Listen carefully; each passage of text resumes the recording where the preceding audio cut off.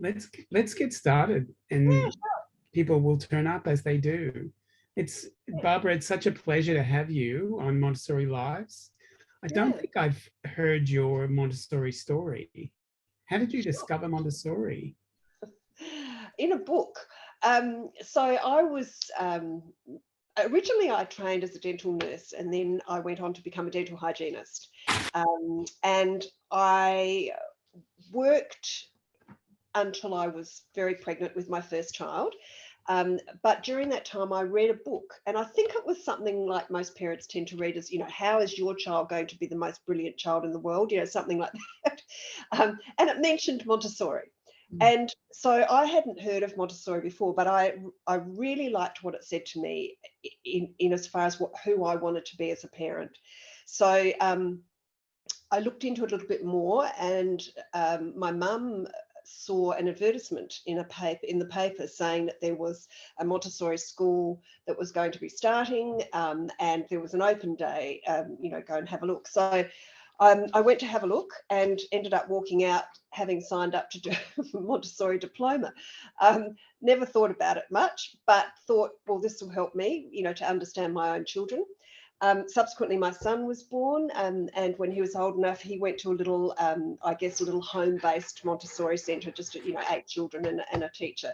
But it was lovely. And by the time my daughter Jess was born and able to go to a preschool, that place had closed. And I guess I really wanted to find somewhere with a similar philosophy, similar outlook as what I'd understood Montessori to represent, and really didn't find anything suitable. And so, as you do, someone said to me, "Well, why don't you start your own?" and you sprinkle stardust in your eye, and that sounds like a great idea, she says, without any knowledge of what this would actually mean. But I was very lucky. My husband supported me and in what I wanted to do, and he ended up. We purchased a little house and turned that into our first little Montessori preschool. So Jess was one of my very first students. And that is still going today. That was my first home, and that centre now is 33 plus years, I think, in the making. It's always been my baby. It's a small centre. It's a very family orientated, community loved centre, and so that's where I started. Never ever dreamed that I'd have more than one centre. Was not even on my radar. And I still remember at those times, the regulations were so minimal. We were peculiar because we did sessional preschool, and so we didn't fit the normal long daycare model. So we fell outside of any assessments that were the other centres had to go through the accreditation. We didn't have to do that. So, we had children there who I can remember we barely even kept a roll. They would have certainly no sign in, sign out. It was just everybody rocked up. We just had a great time with those children. We had fun. We played. My daughter thought she owned the place. She had a few interesting moments where, she would tell the staff that my mother's the boss, and if you don't let me go into the staff room and have that chocolate cookie, that sort of thing. But, all in all, it was really good fun, and I loved it. And it really, for me, strengthened what I understood about the Montessori philosophy, that it wasn't so much about the teaching tools. It was the philosophy of respect behind everything that you do with children. And I was so sure that this was such a solid grounding for children that I had an opportunity again. Actually, my husband found in the paper that there was a little local centre, a kindergarten, government kindergarten near where we lived, that was closing down. And so there was an opportunity to approach them and say, can we use it? Can we use it? And we started a second centre.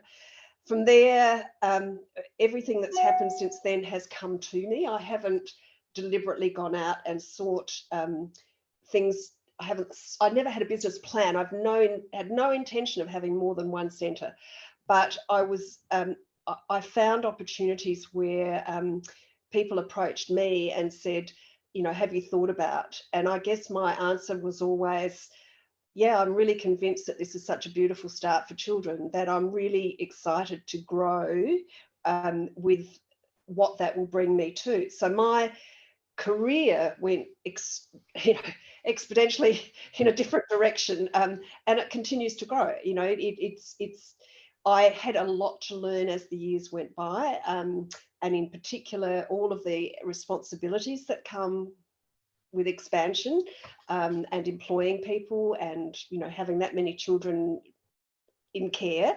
So it's been a very full journey, but for me has been a wonderful journey, and that's why I continue to do it. How many centres do you have now? So I've got 7 centres at Wow. the moment. I guess in all of the years since then, I think I've actually started 12 centres in that time.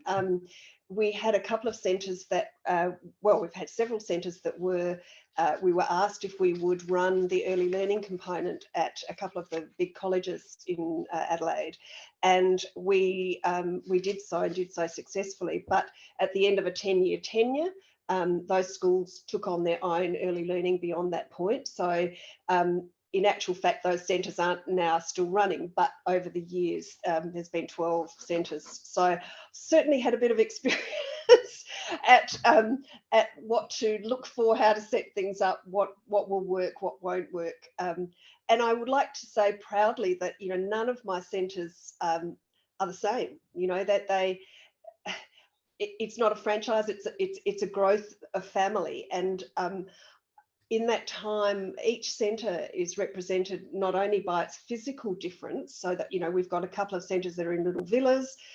We have some that were purpose built, so they're beautiful in, you know, full glass floor to ceiling, those sorts of things.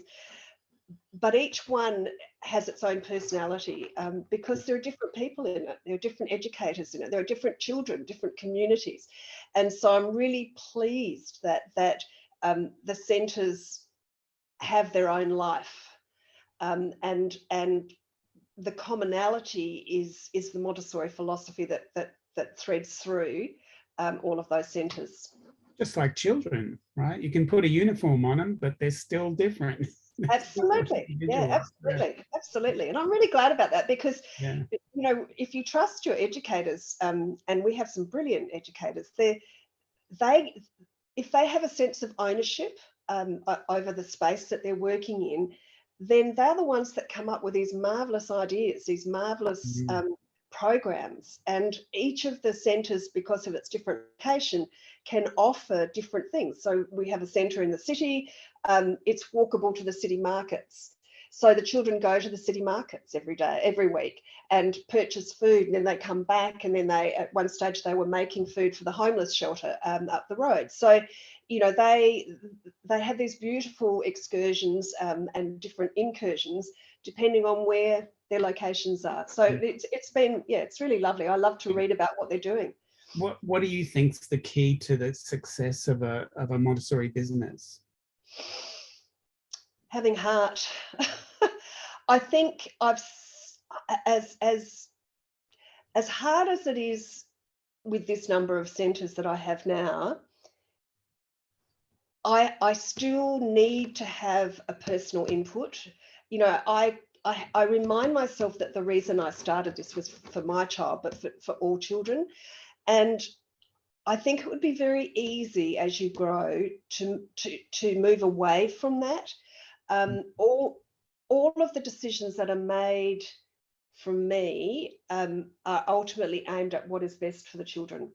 Now, I'm quite sure economically, you know, I probably could take things into a different direction, and probably, you know, make a lot more money than what I'm doing. But that was never my goal. That was never on my radar. And so what I do is I have an ability to have the heart to look at what is the right thing for the children and for the centre and for the community. And so I'm known to kind of give, you know, put back. We have more educators than we need to have. We have, you know, bigger premises than we need to have, you know, where we've made a choice to have smaller numbers of children, things like that.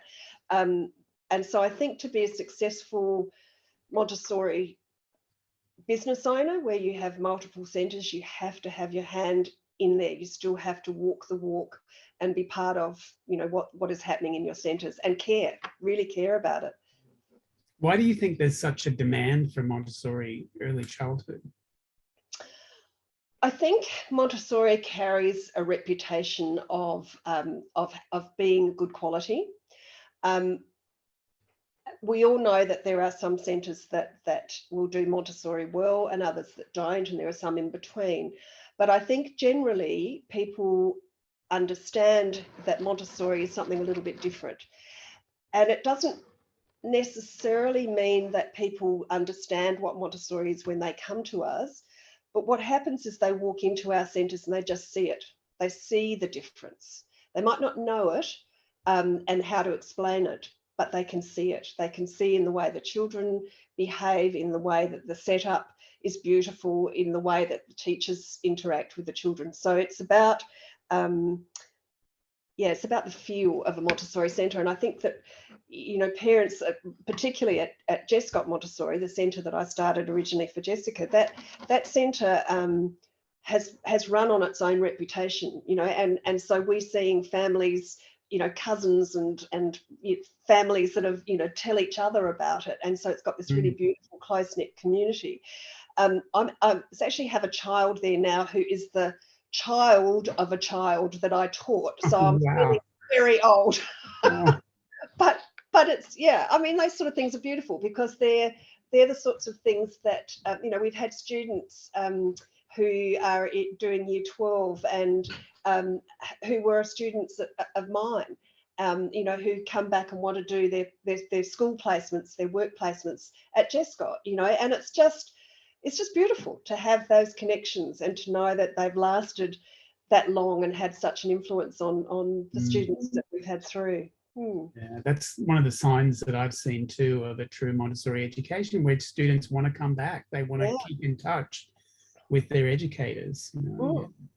So what are some of the notable challenges that you've had in your life as a Montessori educator? Oh, okay. I think the biggest challenge always for me has been the compliance, the administration. Over the years, I've tried very hard to keep a hands-on role in teaching because I really have needed the little arms that come and give you a hug, you know, that kind of refills your soul, that refills your heart, refills your soul. And it's only of the latter years since I had a hip replacement that I couldn't get up and down from the floor so easily that I have had to step away from the floor a little bit. But I think I've seen really, really good educators in all systems of schooling, where often the very best educators end up being the administrators, the principals, the directors, and then end up with no time with children. And it can be very wearing and very draining. The compliance now in early childhood is so huge. Not only in meeting the standards that are required from a CEQA regarding how we actually run our early learning centres, but outside of that, you've got your health and safety issues, you've got all of your employment issues. There are so many daily things that you have to consider as an owner. I mean, I now have, you know, 110 plus staff who work for me across those 7 centres, and an awful lot of children in their care. And at any moment, if something goes wrong, ultimately I'm responsible because I've employed these people. And so not only do I have to be completely trusting and understand that the educators who are working for me have the knowledge and the capabilities to keep those children safe, but I also have to know that I've done the right thing with their contracts, that you know, that I'm not asking them to do anything that they shouldn't be doing, that I'm complying with all the national law in everything that we do, that I'm complying with the health and safety measures that are in place.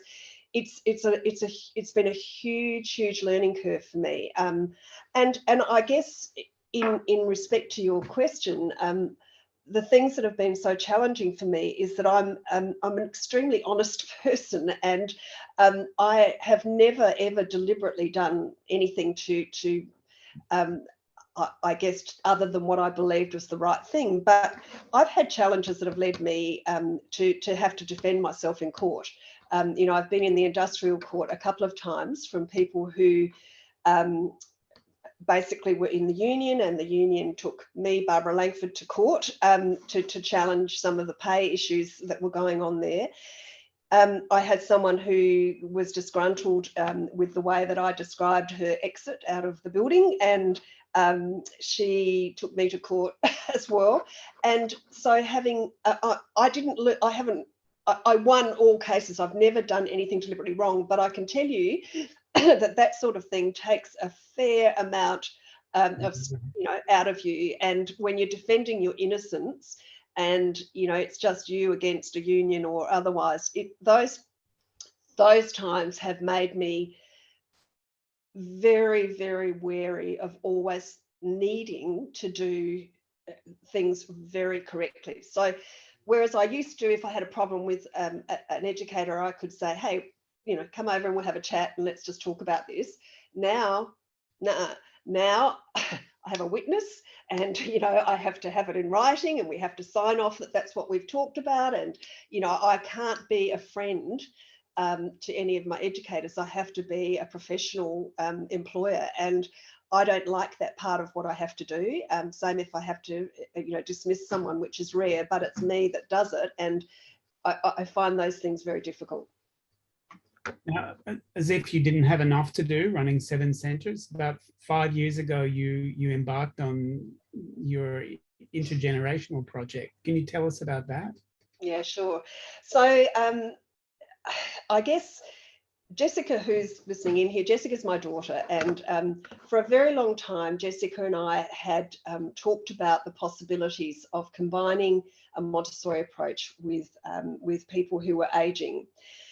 We had heard lots of things. We'd been to a number of conferences, but I guess for us, we were influenced by watching my mum and dad in the latter years of their life, and we both felt extremely strongly that the sense of community, sense of needing to feel useful, the sense of connection for people who are older is so important in bringing health and mental well-being. And so although we knew that there were, Jess and I did a bit of study, we looked into things as much as we could, but what we ended up believing was that we weren't wanting to just set an arbitrary situation of just interacting with people, particularly in nursing homes, which has been done before, and certainly is done across Australia, and indeed our centres do that, where we have visits from people in aged care, or we will go and visit their centres. We wanted something more. We wanted to look at the possibility of integrating an early learning facility actually into a community of people who were living well. And therein lies the difference. We have set up what we've named Echoes Montessori, so echoing the voices of the elders through the generations. And it's a facility that was built specifically to be under the same roof as a community of people who are in their retirement living age. So these are people who are over 65, who are capable, who are most of them living in couples, but some alone. And these are people who've decided to buy into this sort of a community of apartments so that they have their own living community. And we wanted to be part of that. So we created, we first spoke with the CEO, or I had coffee with the CEO of a place called ECH, which is in Adelaide. It's one of the biggest providers of living well for the aged in the community, and they at the time, the CEO, I'd shared the vision that Jessica and I had of what we wanted to do. He knew that they were going to be building something in north of Adelaide in the next couple of years. And he had, luckily, could see the excitement of making something different. And so from that point onwards, it took a lot of time in discussion and negotiation to reach a point where we could work out how SA Montessori, or Barbara and Jessica, how we could work with ECH to create this new model. We were extremely lucky that the people who shared our vision allowed us then to be involved right from the beginning. So we went to, we met with the architects at very early days. We talked with them. We spent weeks and weeks and weeks and weeks going through all the plans and looking at how things would work and how best to position where we were. And eventually, after several years of planning, the build started, and in 2022, this year in January, it was ready for us to occupy. So our plans for an intergenerational space is a reality. We had a lot of work to do to make sure, or to plan how we saw the programs there working. And we had to train our staff and to find the right staff. So there was a lot of pre-preparation, but it has now been working beautifully, and absolutely excited at where we're at the moment. Congratulations. Did you have models in the Montessori community? Are there others? There's no other centre, as far as we are aware, in Australia that is working with the retirement community in the way that we are. I guess our ambition and our long-term ambition, we have, Jessica and I are now part of the Australian Institute of Intergenerational Practice. We've both done some study, and so have our staff about intergenerational practice. We've recently, very happily, we have made contact with the Torrens University in Adelaide, and they are joining us to do some research, to do a research project on Echoes Montessori, so they can look at the benefits of what we're doing. And that will look at not only the benefit of the outcomes to both generations, but more importantly, they're also looking at the architectural planning that should go into how best to integrate communities to allow intergenerational exchange like this. So no, there were no real precedents that we were aware of. And our aim in all of this, and the reason that we want to do research, and the reason that we want to have people like the university involved, is because we would like to influence how ageing communities work in the future. Because there is no doubt that people in isolation in older age is not a good thing. And it doesn't need to be just preschool and older people. Of course, intergenerational exchange can happen with any age group of different generations. And to open our communities again to having this exchange, to being able to support each other and build community again is what we see as being really important. What are some of the architectural elements that you found were important in designing?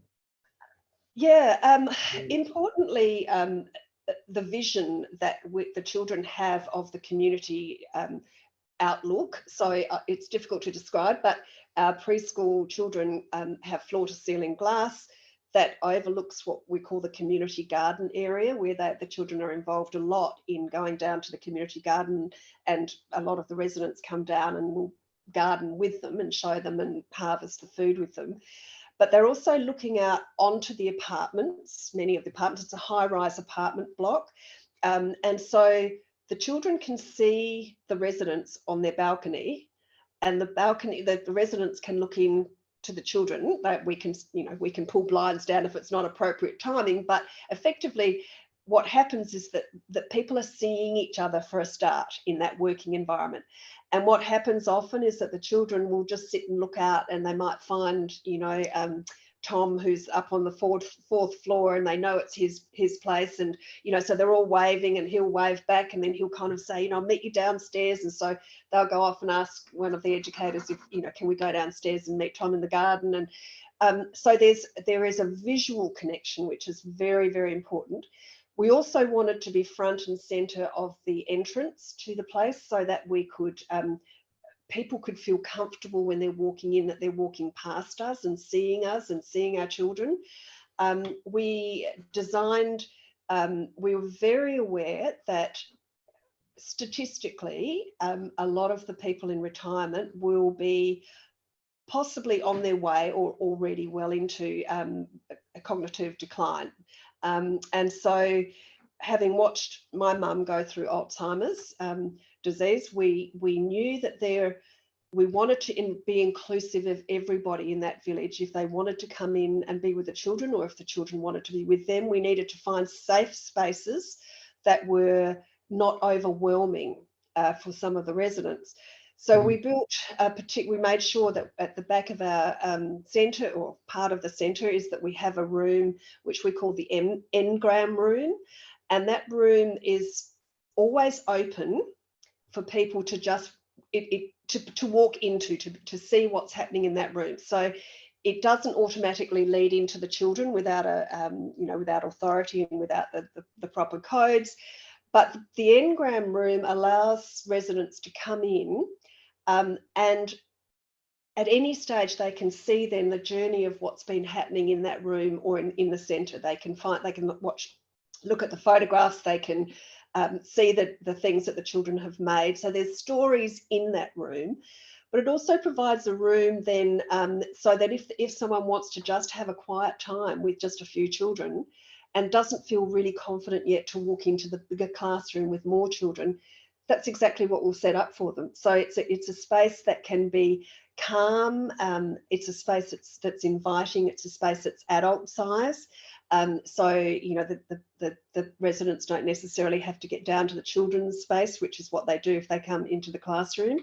And it's just little things like that. We have our own children's kitchen in the preschool area, but we also have then a full kitchen behind, because we know there are residents who will come and cook with the children.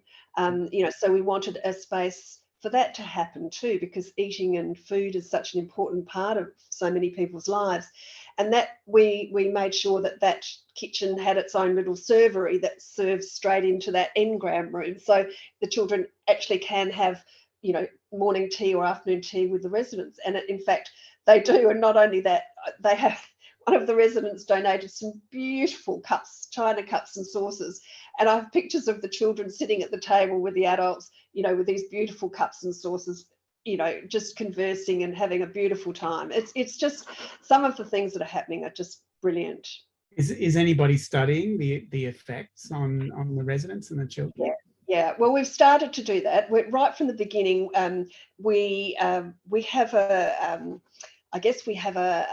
we worked out, or Jessica worked out, a way that we would describe to the residents and to anybody how our programs are used, and so we had what we call our teachers model, and that is an acronym that shows. I don't know if Mark, have you by chance got the slide that I sent, I think? Oh yes, let me pull that up.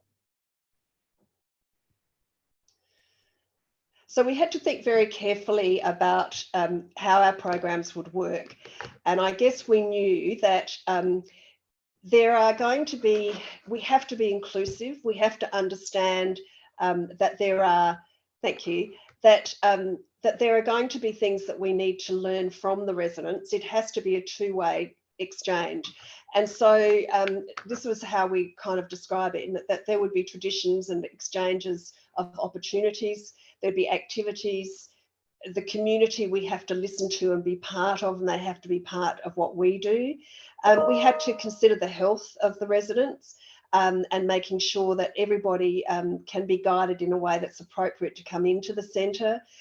we had to look at, would we do incursions and excursions with our friends, with our residents, because we're very lucky to be next to Linear Park, which means that we can go outside of the premises, and we had to look at how can we extend that? How can we extend a children's world beyond just the village? The routines, and there are a lot of, we have one educator in particular who's really taken the time to learn about the residents, to learn what they want to do. We've invited them to put forward where they see their involvement with us. And for some, that's just coming in and reading a book to a child, but there are people in the village who are artists. There's a musician. There are people who, several women who've come in and shown the children how to sew, how to knit, things that their skill level that they're happy to come in and share with the children. So we have some things that have been planned experiences, but we also have a lot of serendipity. And that is, as I was saying before, we might be down in the garden space and something happens, or one of the men will come and say to the children, oh, I've nearly finished such and such in the woodwork shed. Do you want to come over and have a look at that? So the children will come over and he'll show the children what he's been building and how he's been building it. We needed a lot of flat pack furniture put together at one stage. And so, we put out a call to the residents, and within minutes, three people are down with their tools ready to share with the children, and they got the children working out how to stack the pieces and then bringing the pieces over and working together to put all of this together. So, we started with understanding that this would not be something that we could necessarily define straight away, because it's going to grow, and it will grow with the residents. And so, yes, we've started to keep records of what we're doing. Yes, we're asking for comments that we're keeping from the residents. And once we have Torrens University on site, they're going to be sending some PhD students to do a lot of that, to actually sort of chart the progress, I guess, of the outcomes. So it is very exciting. Yeah. I remember seeing an ABC program a few years ago called Old People's Home for 4-year-olds. Were you featured on that? Yeah, no, we weren't. That happened. Actually, we'd been in talks about it, what we were doing, a lot longer before that program came on air. But the main difference there is that a lot of the residents who were involved in those programs were people who were not necessarily fully independent on their own, not living independently. And also, I guess the biggest difference was that it was an experiment. It was filmed as an experiment, so there were very clear activities that had been made to show different outcomes. So, people's mobility was judged initially, and then, they would have different things with the children, and it was judged, it was looked at afterwards to see if there had been any growth in that. It was generally an excellent program in highlighting to Australia the possibilities, but it is definitely different to what we were doing. And I think the thing that I found a little bit challenging in watching that program was that I thought a lot of it was very contrived, as in putting often the adult into a situation that they might not necessarily have felt 100% comfortable with. The dressing up and the play acting and the just things that I guess just I didn't necessarily believe would have happened otherwise if it hadn't been made, if it wasn't for the program, if it wasn't for TV. I'm not knocking it, because it was a great program, and they've subsequently done a program like with intergenerational exchange with teenagers, and again, some great outcomes. We wanted it to be continuous. We didn't want it to be just for 2 months or just for a visit. We wanted to make sure our programs were long term, so that the children, if they make friends, which they are with the residents, and the residents are making friends with the children, that opportunity was there longer term and not just for a short period. So Montessori is an aid to life. Yeah, absolutely. Absolutely. Are you happy? Do you want to play that one for me, Mark? It's just for anyone that wants to have a quick look at this. This is kind of just some examples of what we're doing. Can you hear okay? Little bit.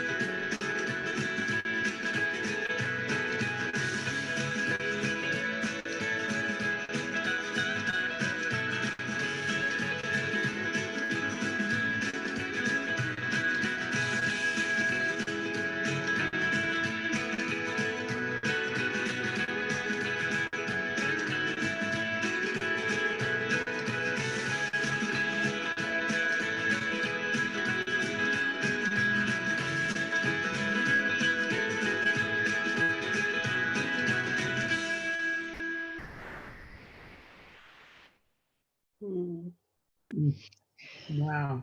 Yeah, so that was taken fairly early in the piece. there's that picture of us. So that was taken fairly early in the piece, and again, just some wonderful things. That just some very clever people in the village, and as we know, so much. Everyone has a history, and these people have got a long history of life and stories, and they're sharing with the children, and it's just beautiful. It's really beautiful. The stunning centre you sent up, Barb and Jess. You do so much. How do you maintain your a work life? Or do you have a work life balance? Well, Jessica has to because she's got a baby. That's how Barb maintains her work-life balance. She's just made sure she works with her family, so it's 2 for the price of 1. No, I must say, I mean, Jessica is amazing at helping me deal with a lot of the work, and which she does, sort of around Robin. I find that I have a lot more choice because I have such competent people working in my centres for me, people who are leading the centres. I have the privilege of overseeing that. And whilst there are certainly daily challenges, particularly staffing at the moment, because, we all know post-COVID, so a number of our staff left and went back to their homeland, be it Asia or Philippines or whatever. We had staff who were sick, and there are a lot of staff who are just tired, so we've had to look after the mental well-being of our staff, and that takes a lot of energy from us.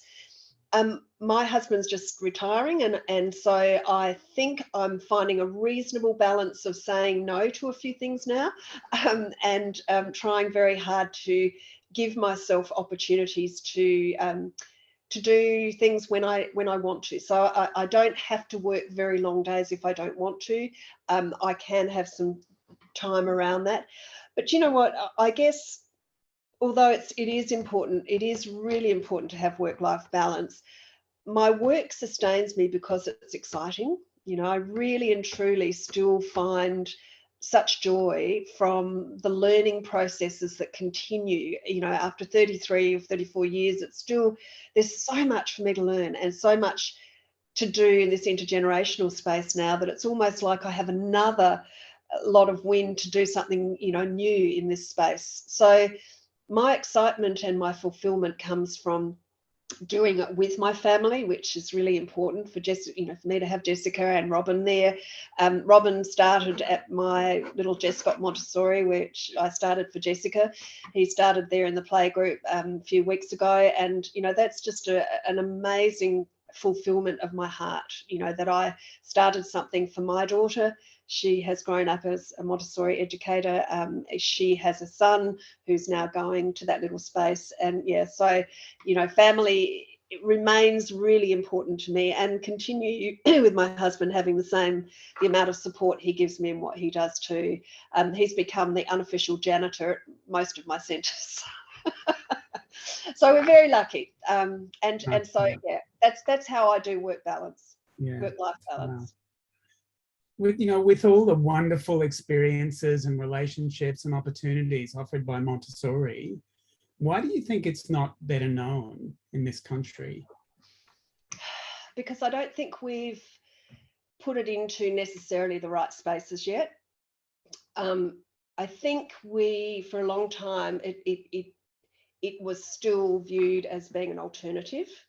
And I know, for instance, that the Reggio Emilia philosophy became very prominent because it was presented at effectively at a, you know, heads of schools, of primary schools conference. And it became the buzz, it became the thing, something to grasp onto, something that, you know, was new and different and whatever. And then certainly in South Australia, our Premier at the time brought over someone who was what we had called thinkers in residence. So someone would come for a year and, you know, influence what was happening in the state from their experience around the world. And again, he brought someone who was very involved in the Reggio Emilia approach.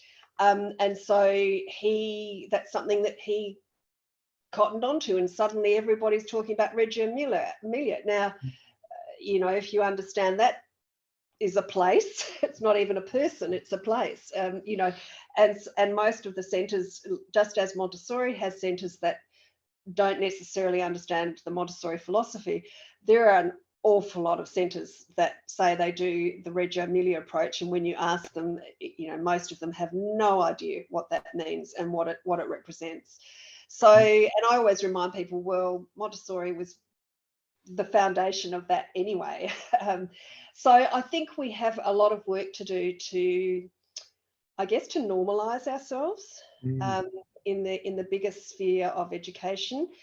And I don't know whether it's, I think in particular we need to look really hard at, I guess, in the early childhood realm, that we're talking about long daycare now mostly with Montessori centres, and it is a very different being to have children in a centre, some of them from, you know, in some centres, not mine, but in some centres, you know, from 6 a.m. till 6 p.m, 5 days a week. You know, that's Maria Montessori didn't write about that. You know, and we need to understand, and some children as young as, you know, 2 or 3, 4 months of age, it's just beyond my comprehension why that, or how that has come to be acceptable in our world, but nevertheless, that is actually what's happening. And so I think we have to look at Montessori, and we have to talk about the best way that we can do things that also matches and makes us the same, or show that we are actually, we're achieving those outcomes that every other centre talks about, that the national quality standards talk about. You know, we're doing it. What we call it is just the name of the approach, but we're doing the outcomes. And one of the reasons Jessica and I, Jescott, the little centre that I was talking about that I started for Jessica, we have twice now received the a CEQA excellent rating, and we did that because we wanted to prove that a Montessori centre could get an excellent rating. You know, it's the highest rating you can get, and it is. We wanted to show that it's not about the word Montessori. We don't do peculiar things. We just do it in a different way, and we have tools of learning that help us to do it in a different way, but the outcomes for those children are extraordinary. And I think we have to be careful that we don't get people confused and thinking and try to get them involved in the mechanics of Montessori as much as getting them to understand the wonderful outcomes of Montessori. So I think we have to find the similarities and the differences that bring us all together, and then we can maybe normalize what we do. How do you think that Montessori has had to be adapted to the needs of modern families, to long day? I think a lot. I think it's had to be adapted a lot, not in as much as the philosophy and the application of what we do, but I guess it's much bigger picture for the educators to understand the needs of those children, the emotional needs of those children as much as their cognitive needs. Because children who are in care for that length of time, particularly young children, babies, we are their primary caregiver in life. In some instances, we have them longer hours than their parents do. Just that awesome responsibility of knowing that we are their primary caregiver. And I think we have to educate our educators far more about the well-being of those children, so that we're looking outside of a work cycle, and it's much bigger, much bigger. So how do we keep a child involved and healthy and active and even awake for that period of time, and do it day after day after day? And how do we keep our educators also refilled? Because they're giving out every day. They're giving their energy out every day. And so we need to look at ways that they can feel refreshed and refilled every day from their job, ready to come back the next day and do the same again. So do you think there are any areas where Montessori needs to be updated to better fit the modern world?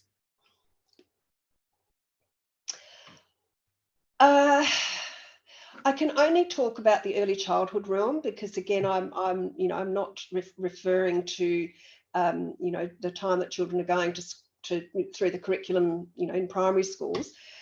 In the early childhood sector, yes, I think we have to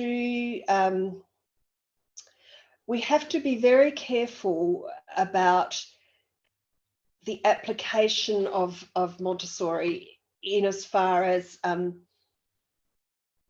forgiving some of the things that we know are not necessarily the correct way, if you like, of the things that we've been taught, or the way that we've been taught to present lessons, whatever. The realities are very different, and particularly because you're not having the same set of children every day for 5 days. Very different to school environments. We have children, some of them who would come once or twice a week, so that instead of having 30 children throughout the week, you actually got, 90 children throughout the week that you have to care for, because they're not all coming every day.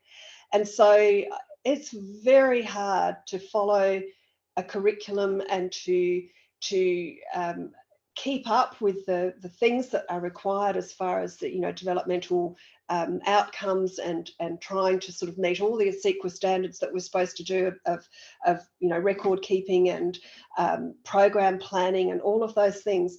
I think we have to forgive ourselves a little bit, and I think we have to accept that most of the people in long day care, just by the sheer number of staff you need in a centre, will not have done Montessori training.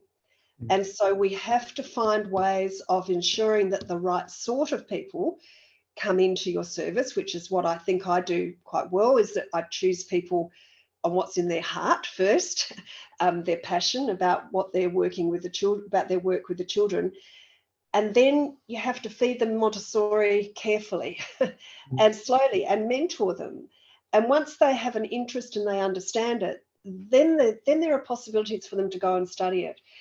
But the cohort of young people today, particularly those in education, in childcare, where the pay is pretty lousy, the hours are often long, it's hard work, and so many of the younger people today don't come with a vision of staying with your centre for very long. They come for the next 12 months.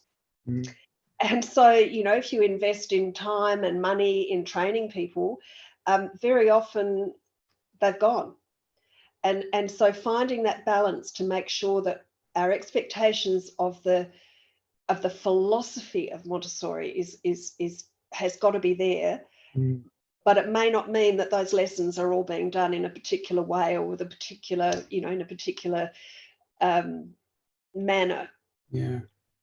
So I think we have to look at ourselves a little bit better in early childhood, and I think we do have to, the parents. One of the things I noticed particularly, sorry if I've got time to quickly say, when we swapped from as we grew, and we swapped from being just a sessional preschool to actually having to go into the long daycare realm, we did that because there was no funding available unless you operated for at least 10 hours a day and at least 40 weeks of the year. So it was either, the fees were going to be too expensive for parents, or we joined that, and which is what we did. But the thing that was very different, and was very different for me, was that the parents who had come to us before that, before they could get the childcare benefit, those who were going to have to spend money on their children's education, certainly had researched and had much more knowledge about the Montessori side of it.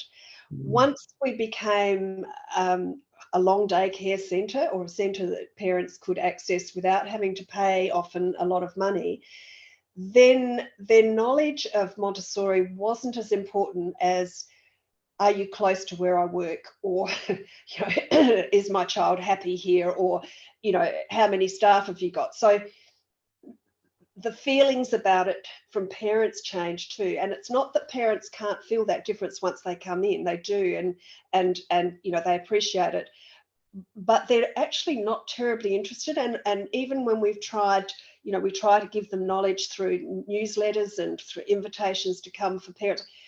Most of our parents are young, busy, working families, and they really just want to know their child is safe and happy. And so we have to be careful of what we expect from the parents too. And that's why I think we just need to relook at what it means for a child in a long daycare setting, and what their day looks like day after day after day in that setting. I think sometimes there can be this arrogance about Montessorians that, we know better than you and you need to listen to us rather than the other way around. How do you avoid that? Well, we avoid it because we listen. Yeah. We are very inclusive of our families, and we are very open door policy. Our families affect, or they have the ability to affect our policies. They have the ability to feel, to say what they want and to come in and talk to us. So I think you're right. I think it depends on who's taking that message of Montessori. I personally feel lucky that I wasn't a teacher before I was a Montessorian, because I didn't come with preconceived ideas, or I didn't think I knew, I didn't know about other parts of education. I just knew what it felt like as a parent.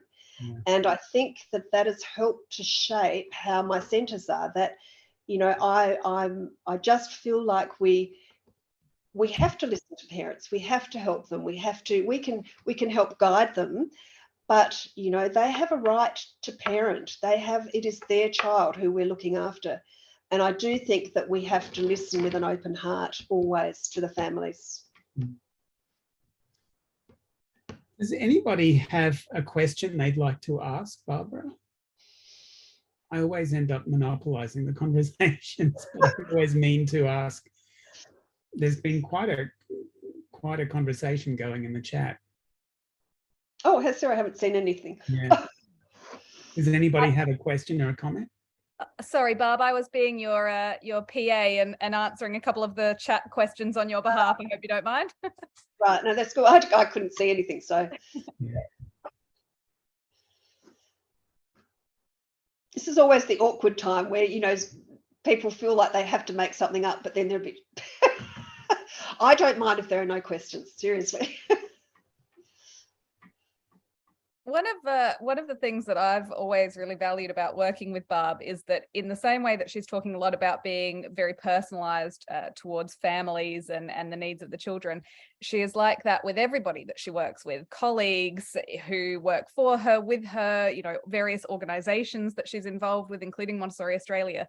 She treats everyone as an individual, and she wants to know their backstory and their context and what makes them tick. So anyone right now who is letting an idea or a question percolate in their mind, but they're not quite ready to shout it out in a group context, I know that Barb would be more than happy to have one-on-one follow-up, that she's more than happy to email, to set up a Zoom with an individual, particularly if you're thinking, oh, this intergenerational thing sounds interesting, I'd like to learn more. You know, Barb is happy to have individualized chats rather than make people shout out in a group context. Yeah, absolutely. Thank you, Jessica. That's I'm blushing now.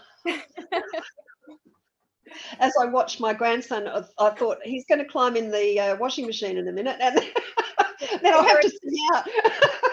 He's already done the washing for the day, so. Oh, good. Bob, thank you so much for your time. You're such an inspiration, you and Jessica. Thank you for talking about your journey. Pleasure. It's been lovely to share that with everyone, and absolutely more than happy at any stage for people to call me or text me or email me, whatever. And we're happy, and hopefully our intergenerational space will grow. We can be talking about this in 5 and 10 years' time if I'm still around. Well, thanks everybody for coming this evening. I hope to see you again in a couple of weeks. Thank you, Bob. Amy Kirkham is next in a couple of weeks. So. Thank you. Okay, take care, Thank you. everyone. Good night, everyone. Bye.